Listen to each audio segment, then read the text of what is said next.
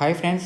अब हम बात करेंगे स्टेप 2, यानी कि हमने इससे पहले वाले वीडियो में सीख लिया था कि हम डीमैट अकाउंट कैसे खोलेंगे और उसके लिए हमें क्या क्या चीज़ों की रिक्वायरमेंट रहेगी।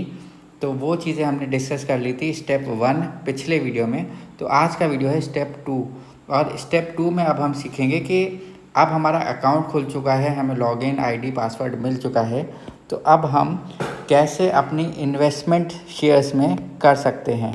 तो सबसे पहले आपको इन्वेस्टमेंट के लिए याद रखना है कि जब आप शेयर्स में इन्वेस्टमेंट कर रहे हैं तो आपका नज़रिया हमेशा शॉर्ट टर्म या लॉन्ग टर्म का होना चाहिए। तो आपको डिसाइड करना है कि आपका नज़रिया लॉन्ग टर्म का होना चाहिए शेयर मार्केट में, अगर आप अपने लिए बहुत बड़ी वेल्थ क्रिएट करना चाहते हैं और इसके साथ साथ अपने लिए लाइफ चेंज करना चाहते हैं। देखिए, शॉर्ट टर्म में आप पैसा कमा सकते हैं, ट्रेडिंग कर सकते हैं, लेकिन इस शॉर्ट टर्म में आपकी लाइफ चेंज नहीं होगी।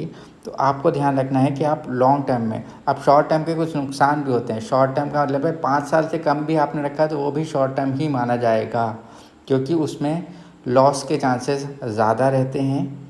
इसके साथ साथ आपकी टैक्स लायबिलिटी भी ज़्यादा रहती है, यानी कि आपको अगर 1 साल के अंदर आप स्टॉक्स को बेचते हैं तो अब आपको 15 से 20% आपको प्रॉफिट पर टैक्स देना पड़ता है।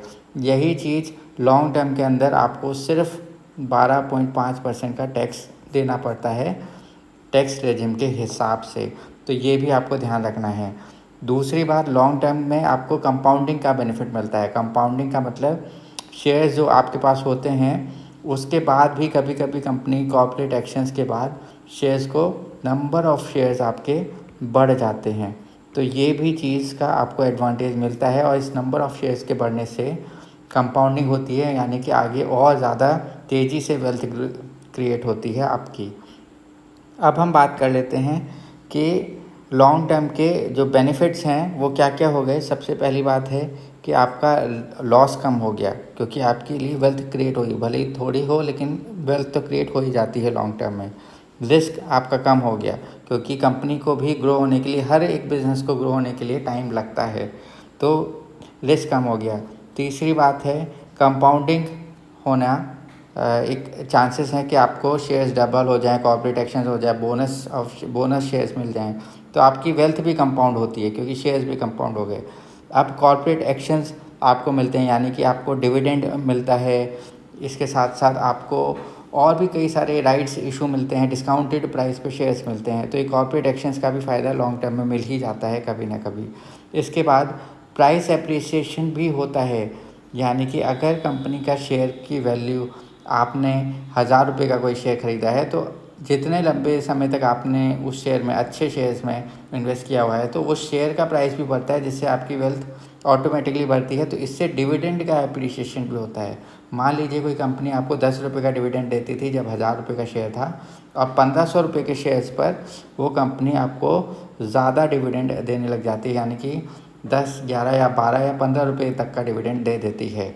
तो डिविडेंड का भी एप्रिसिएशन इसमें हो जाता है, लॉन्ग टर्म के बेनिफिट्स हैं। और तीसरा, आपको टैक्स भी कम देना पड़ता है, टैक्स लायबिलिटी भी लॉन्ग टर्म में कम होती है, जो हमने डिस्कस किया था।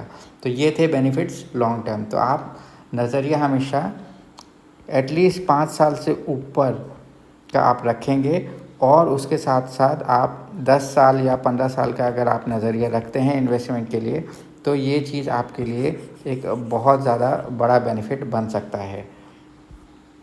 अब हम बात करते हैं, जब हमने लॉन्ग टर्म का नज़रिया रख लिया, अब हम सबसे पहले अपने लिए चुनेंगे कि हमें स्टॉक मार्केट में कई सारे सेक्टर्स होते हैं, कि जैसे एक हुआ हमारा बैंकिंग सेक्टर्स, यानी कि इसमें काफ़ी सारे बैंक्स लिस्टेड होते हैं, ठीक है। तो उसमें से आपको बैंक्स को स्टडी करना है कि कौन सा बैंक आपको अच्छा लगता है, या आपका अकाउंट है, या आपके उनकी सर्विसेज अच्छी लगती हैं, या आपको लगता है कि वो बैंक ग्रो कर सकता है। ऐसे ही इंफॉर्मेशन टेक्नोलॉजी सेक्टर, यानी कि आईटी सेक्टर है। ऐसे ही फार्मा सेक्टर है, यानी कि दवाइयों की कंपनियां हैं जो ड्रग्स बनाती हैं या ड्रग्स के इंग्रेडिएंट्स बनाती हैं। इंफ्रास्ट्रक्चर, यानी कि जो रोड्स, कंस्ट्रक्शंस, ये सब, या बिल्डिंग्स, ये सब के लिए। केमिकल सेक्टर होता है, ऑटोमोबाइल सेक्टर होता है, metal sector, aviation sector, real estate. तो अब इसमें आपको ध्यान देना है कि जिसमें भी आपको इसमें इंटरेस्ट आ रहा है तो उनको आप आइडेंटिफाई करें, उनके बारे में पढ़ें, उन कंपनीज़ के बारे में पढ़ें और फिर आप अपने सेक्टर्स को आइडेंटिफाई करके उन कंपनीज़ के बारे में जानें। तो अब जब आपने सेक्टर्स आइडेंटिफाई कर लिए तो अब आपका जो दूसरा काम है, सबसे पहले हमने क्या किया था, सबसे पहले हमने लॉन्ग टर्म का अपना नज़रिया सोचा। अब हमने सेक्टर्स को आइडेंटिफाई किया, उनकी कंपनीज़ के बारे में जाना। डिफरेंट सेक्टर्स में से आपको जो भी 3 4 5 सेक्टर्स पसंद है, उन 5 सेक्टर्स को आप आइडेंटिफाई कर लीजिए। तो हम कह सकते हैं कि आप इसमें मिनिमम 5 सेक्टर्स आप आइडेंटिफाई कर लें अपने लिए। तो ये जो 5 सेक्टर्स हैं, आपको ये आइडेंटिफाई करके इनकी 5 कंपनीज़ आप चुनेंगे।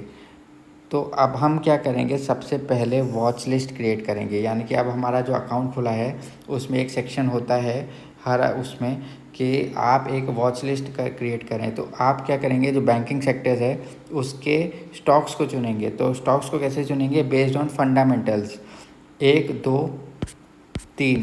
तो 3 स्टॉक्स आप टॉप 3 स्टॉक्स चुन सकते हैं बैंकिंग सेक्टर्स के। ऐसे ही आप वॉच लिस्ट 2 में IT के 3 स्टॉक्स को रख सकते हैं। ऐसे ही आप वॉच लिस्ट 3 में ऑटोमोबाइल के 3 स्टॉक्स रख सकते हैं। ऐसे ही केमिकल में आप 3 स्टॉक्स रख सकते हैं और ऐसे ही आप फार्मा के 3 स्टॉक्स रख सकते हैं। ये 5 सेक्टर्स हैं जिनकी आप वॉच लिस्ट क्रिएट कर सकते हैं अपने अकॉर्डिंग। तो ये आपको 3 स्टॉक्स, टॉप स्टॉक्स रखने हैं बेस्ड ऑन फंडामेंटल्स। इस बात का ध्यान देना कि फंडामेंटल्स के बेसिस पर ही आप 1 2 3 डिसाइड करें। टॉप जो आपको लगता है बैंक फंडामेंटल्स के बेसिस पे उसको टॉप पे रखें। ऐसे ऐसे करके आप 3 स्टॉक हर सेक्टर में रखें। अभी आपने पैसा नहीं लगाया है स्टॉक मार्केट में, अभी आप सिर्फ वॉच लिस्ट क्रिएट कर रहे हैं। अब जब आपकी वॉच लिस्ट क्रिएट हो जाती है तब आपको पता होना चाहिए फंडामेंटल्स क्या होते हैं। बेसिकली शेयर होल्डिंग पैटर्न होता है। आपको ये 4 पॉइंट ज़रूर ध्यान रखने हैं किसी भी फंडामेंटल्स के लिए कंपनी के, कि उसके बाद जो शेयर होल्डिंग पैटर्न्स है उसमें एटलीस्ट प्रोमोटर्स की होल्डिंग 50% से ज़्यादा हो। इसका मतलब है जो ओनर्स हैं कंपनी के, वो अपने कंपनी में भरोसा रखते हैं और वो अपने शेयर्स को जल्दी नहीं रिलीज़ करते हैं। इसका मतलब ये बिज़नेस ग्रो हो सकता है। दूसरा, कंपनी के जो ईयर ऑन ईयर रिजल्ट्स आ रहे हैं वो भी काफ़ी अच्छे आ रहे हैं। ये पॉजिटिव साइड में होना चाहिए, तभी उसके फंडामेंटल स्ट्रॉन्ग माने जाएंगे।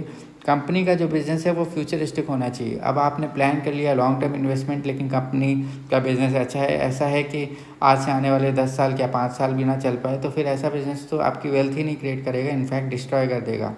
तो ये चीज़ आपको ध्यान रखनी है और कोशिश करिएगा कि चौथी क्वालिटी उस कंपनी में, उस बिज़नेस के अंदर ये ज़रूर होनी चाहिए कि वो मोनोपोली टाइप ऑफ बिज़नेस हो। जैसे कि ऐसी कुछ ही कंपनीज़ हो, इक्का दुक्का कंपनीज़ हो, जिसका मार्केट शेयर उस प्रोडक्ट को बनाने का या उस सर्विस को बनाने का उसी के पास ज़्यादातर हैंड है। तो ऐसा चीज़ आइडेंटिफाई आप करें तो आपके लिए अच्छा रहेगा। तो इसके बेसिस पर आप 3 स्टॉक्स हर सेक्टर के चुन सकते हैं बेस्ड ऑन फंडामेंटल्स। तो ये था, अब आपने प्लान कर लिया। अब हम नेक्स्ट वीडियो में सीखेंगे, यानी कि जो हमारा स्टेप 3 होगा, इस स्टेप 3 में हम सीखेंगे कि आगे अब हमें फ्यूचर में पैसा कैसे इन्वेस्ट करना है। तो मिलते हैं नेक्स्ट वीडियो में। अगर आपको इस वीडियो में कोई भी डाउट हो तो प्लीज़ आप कमेंट कर सकते हैं, कमेंट में मुझसे पूछ सकते हैं, मैं रिप्लाई कर दूंगा। या कोई भी आपको क्वेरी हो तो आप ज़रूर पूछिए। वीडियो अच्छा लगा हो तो प्लीज़ इसको लाइक कर दीजिएगा और प्लीज़ चैनल को सब्सक्राइब कर दीजिएगा। मिलते हैं नेक्स्ट वीडियो में, तब तक के लिए बाय बाय दोस्तों।